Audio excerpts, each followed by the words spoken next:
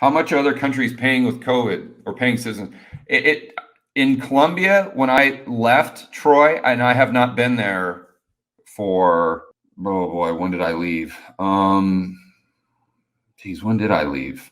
Like June or something? I can't remember when I left. I went to St. Bart's. But anyway, I left in maybe the early summer 2020.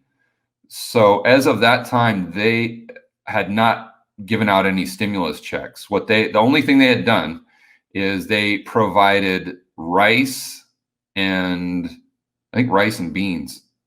They set up like shelters or kind of food shelters where the poor people in the area, if they needed food, they could come down there and get free rice and free beans.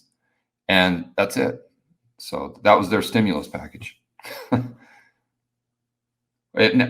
Obviously, that works a little bit better when you have a housing market where no one has a mortgage, right? Think that one through.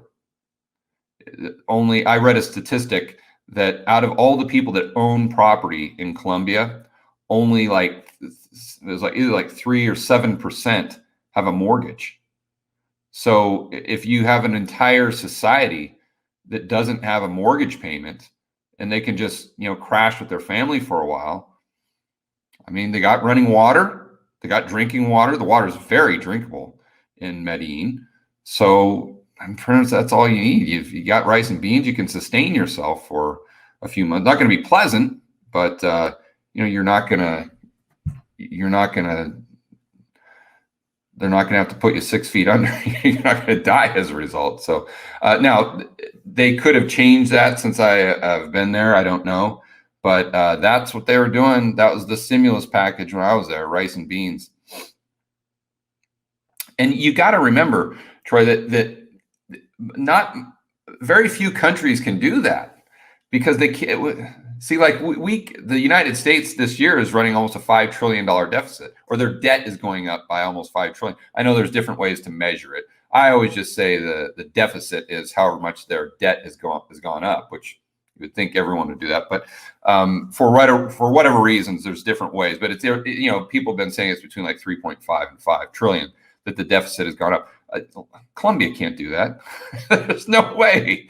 There's no way. They could, but their currency would just turn into pixie dust. I mean, their currency would just be inflated to oblivion. That's what most countries they are bound by economic reality. Or in the United States and in Europe and to a certain degree Japan, because there's so much demand for those currencies outside of the domestic economy, and that can be temporary. Let's remember that we can get away with all this nonsense. We can get away with economic insanity. We can get away with defying physics from an economic standpoint for quite a while. Before we have to pay the price. So, again, I can answer this just by knowing that most countries couldn't do that or couldn't do what we've done in the United States. Just economically, they wouldn't be able to survive it. So to answer your question directly, how much are other countries paying citizens for COVID relief? Less, a lot less. Somewhere between less and zero.